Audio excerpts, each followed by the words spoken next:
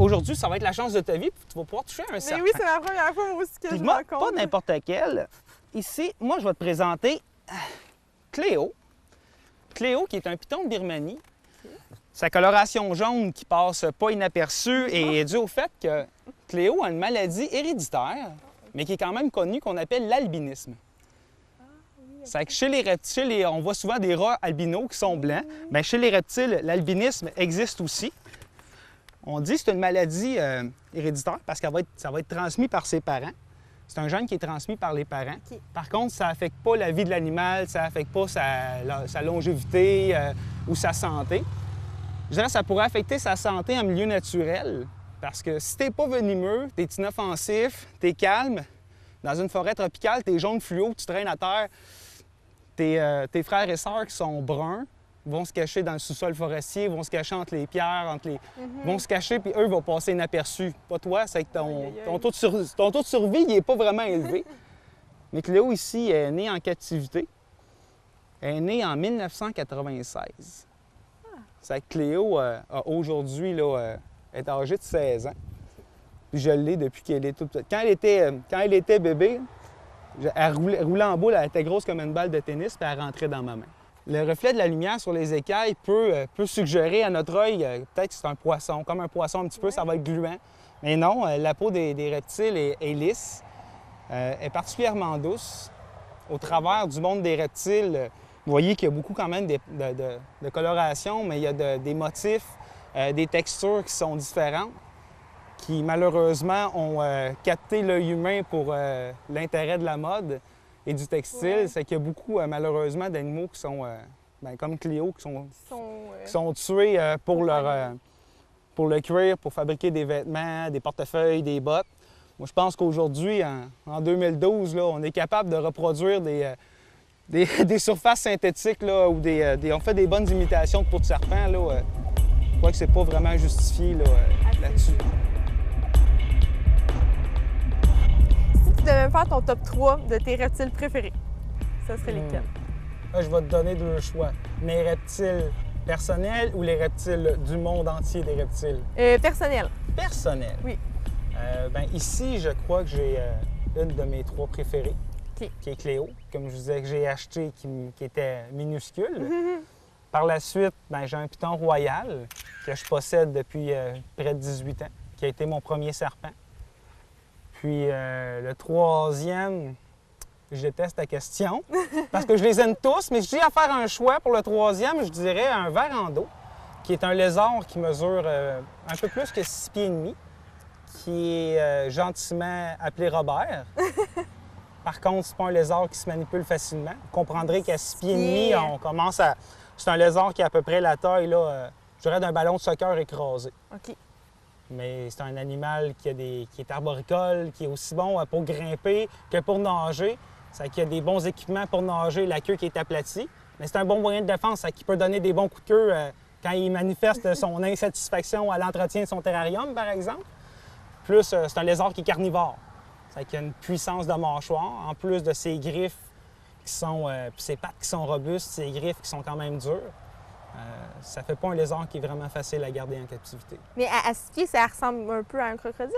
Est-ce que c'est... Différent de la famille des crocodiles, mais quand même pas négligeable. Assez au niveau du comportement, au niveau de la rapidité, au niveau de l'intelligence. Parfois, ils sont sous-estimés. Ils disent « Ah, c'est juste un lézard, on le met dans une cage, puis c'est tout. » Mais c'est curieux. C'est qu'ils vont explorer leur environnement. S'il y a une faiblesse dans le terrarium, ils vont le trouver assez rapidement. Puis même des fois, s'il y a une petite faiblesse, bien, ils vont l'exploiter jusqu'à temps que ça devienne une faiblesse majeure pour essayer de se sauver. Et parmi tous les mythes que tu peux entendre sur les reptiles, laquelle aimerais-tu démystifier aujourd'hui ou démentir? Ah, c'est une bonne question. Je pense que je pourrais passer le restant de la journée à démystifier des mythes. Dans les rapides, il y a la langue des serpents ne pique pas. Un animal, quand on les apporte en exposition, ils n'ont pas été opérés, ils n'ont pas moins de venin, ils n'ont pas été mis dans une chambre froide pour les ralentir, ils sont à leur état naturel. Il y a également, ça je pense que c'est un de mes mythes préférés, conserver un reptile dans un petit habitat ou un petit aquarium ne fait pas que le reptile reste petit. En fait, le reptile, c'est sa capacité à être capable de tolérer des conditions extrêmes, autant de chaleur, autant des conditions alimentaires, des jeûnes extrêmes que nous, en tant que mammifères, on ne serait pas capable de passer au travers.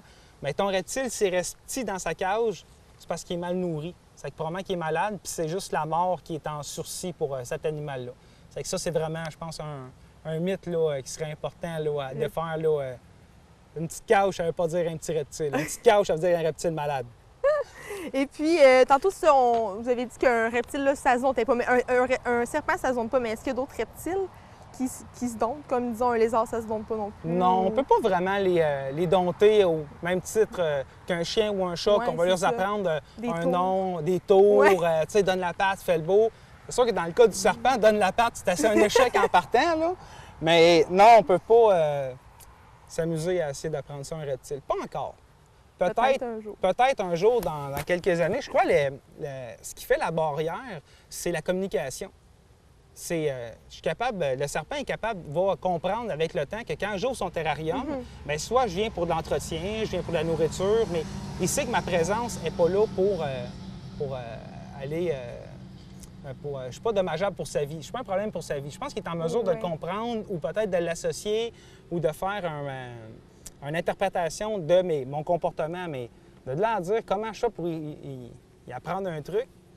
Est-ce que c'est impossible à faire? Je vais dire non. Est-ce qu'en ce moment, c'est faisable? Non plus. Puis même que ce soit possible à faire, c'est peut-être juste des taux plates qu'on est capable de les apprendre, là, à part rampe, là, puis donne la tête, peut-être. Sinon, l'espèce la plus longue, c'est le python réticulé, qui est un serpent. Qui aurait un spécimen, semblerait-il, qui aurait été découvert, qui mesurait près de 10 mètres. Mais ça, c'est quand même, je dirais, légendaire. Dans les gros serpents qu'on va retrouver en milieu naturel, je crois que de l'ordre de 4 à 5 mètres, tu sais, c'est quand même, ça va être possible, mais chez des espèces comme le python de Birmanie, l'anaconda, le python séba africain, c'est des espèces, c'est des grosses espèces.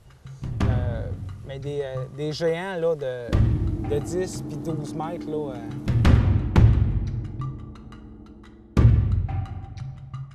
Alors là, on va faire un petit sprint de questions. Yes! Rapido. Alors, que faites-vous manger à vos reptiles? Ah, bien, je trouve qu'est-ce qu'ils mangent en milieu naturel, puis je leur donne. Dans le cas de mes carnivores, bien, ça va être du poisson, des crevettes, des œufs. Il va y avoir également qui va se rajouter à leur menu des souris, des rats, des hamsters, des gerboises, des lapins.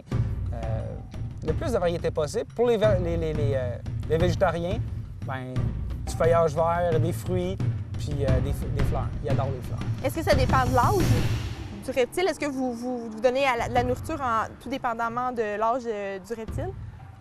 Non, ça va dépendre, là, ça va dépendre de son régime alimentaire. Certains reptiles, quand ils sont plus jeunes, demandent une alimentation différente quand ils sont plus vieux, mais ça, c'est à nous à le connaître. C'est que c'est à nous à lui donner là, au bon moment de sa vie. Et puis, quel est le reptile ultime que vous désiriez avoir? Je rêverais d'avoir un alligator américain albinos, c'est-à-dire un gros alligator américain complètement blanc, en entier. Puis pourquoi vous ne l'avez pas encore eu? Est-ce que c'est parce que c'est en voie d'extinction, que c'est pas réglementé ici? C'est réglementé au Québec. C'est seulement les zoos peuvent avoir des crocodiles. Il y en existe environ 40 sur la planète. C'est vraiment pas beaucoup. C'est quand même un alligator américain. Là, on parle d'un animal qui, à pleine taille adulte, va atteindre 12 pieds. Dans la maison, là, j'ai pas les installations pour avoir un 12. C'est assez gros, hein? Oui, plus le coût de plusieurs dizaines de milliers de dollars qui fait que c'est 3 fois le prix de mon char. Là. Ça m'arrête un petit peu, ça. OK. Pourquoi? Oui. Alors, comment faites-vous pour aller dénicher tous ces reptiles-là? Vous voyagez dans les autres pays? Non, du confort de mon foyer, j'ai magasiné sur Internet. J'en ai reproduit moi-même que j'ai gardé. Il y en a qui me sont confiés. On ne crie pas sur les toits qu'on est un refuge d'animaux. On travaille avec la SPA, la police, le ministère des Ressources naturelles puis de la Faune. Quand ils trouvent une tortue dans la rue, bien, ça ne fait pas partie de la flore du Québec. C'est probablement moi qui vais la garder. C'est que je les ai acquis comme ça. Mais il y en a que j'ai été chercher, là, que j'ai fait venir de Floride, de Californie, de Calgary, dans l'Ouest canadien. J'en ai d'un petit peu partout sur le continent là, nord-américain. Et qu'est-ce qu'on doit absolument pas faire quand on a un reptile à la maison? Le laisser lousse en milieu naturel. Si on veut s'en débarrasser, s'en départir en disant oh, « je vais le mettre en milieu naturel », c'est la pire chose à faire. Et puis, est-ce qu'il y a des reptiles au Canada qui sont illégaux ou au Québec? Bien, oui, au Québec, ce qu'on n'a pas le droit de garder en captivité vont être bien, les reptiles indigènes du Québec, nos tortues, nos couleuvres. Je pense que c'est important de protéger là, notre biodiversité. Ensuite, les tortues marines. Mais même s'il n'y a pas de loi, c'est quand même une tortue qui est grosse comme une table à pique-nique avec des palmes. Ça devient difficile de garder ça en captivité. Effectivement. Ensuite, il y a les crocodiliens. Il y a 23 espèces de crocodiles sur la planète. On a le droit d'en garder aucun pour justement leur taille, les risques de blessures que ça représente. Imaginez une bouche qui a 70 dents, là, qui est défensive, qui est assez rapide, qui est musclée. Ça marche pas. Puis les serpents venimeux.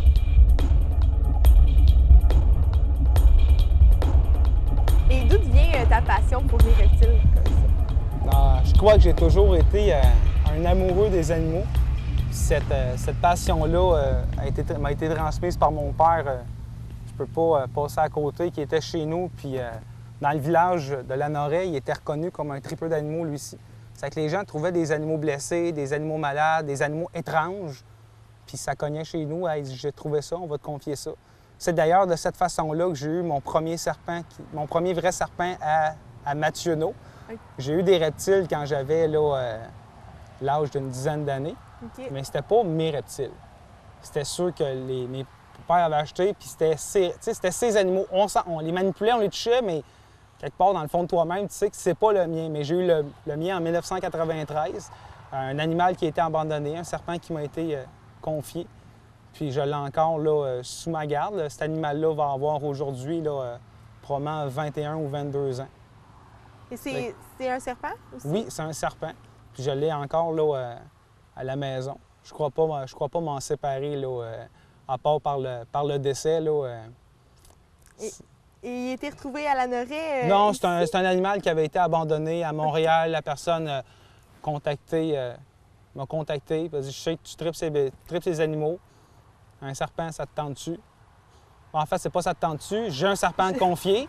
Puis ça a été, j'ai fait, OK, bien, je vais prendre un serpent. Maman, ça te dérange pas un serpent? Non, non. Au bout d'un an, j'en avais 4. Au bout de 8 ans, bien, au bout de, je pense, 2 ans, j'ai doublé. Puis à tous les ans, je le doublais. Puis ma mère, t'en as pas de plus? Non, non. Toute ma chambre en entier, bien d'ailleurs, CTRB était venu faire un tour, il y a 10 ans. C'est vrai. Ma chambre en entier, il y en avait partout, partout. C'est la même chose, mais c'est